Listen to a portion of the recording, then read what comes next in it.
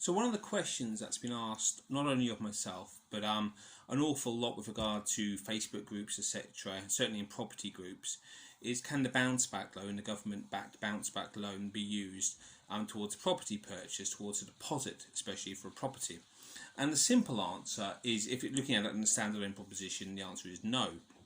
There's a lot of gurus out there who are encouraging people to take out bounce back loans to use on property purchases. One in particular, I know, has been going around Facebook saying he's got X amount of companies, he's borrowing £50,000 in each of those and be using them in the business. And whenever challenged on it, he just dismisses everybody. The reality is this will come back to bite you for a number of reasons potentially.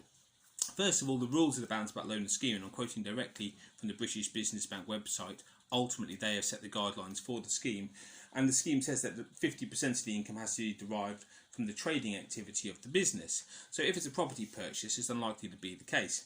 And also when you fit that into the turnover rules, that you're only supposed to borrow 25% of the turnover of the business, then you'd have to be a business who's borrowing turns over £200,000 and drives at least £100,000 from trading activities. Now, not many property investment businesses will actually fit that bill, so that would rule out 90% straight away.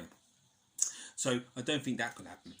The second thing is really that the lenders who are actually administering the scheme, I've said that it's not to be used for property in a lot of cases, but then the next step, the lenders who will be administering the property purchases always required to check where the deposits come from. A new guidance has come out to guys that may have whole of market access saying exactly this point, that if the property deposit has been raised from a bounce back loan scheme, then they will not use that as a suitable cause of the deposit. So they will not accept that, as a suitable deposit for a property purchase, because the client isn't putting their pound of flesh into the deal.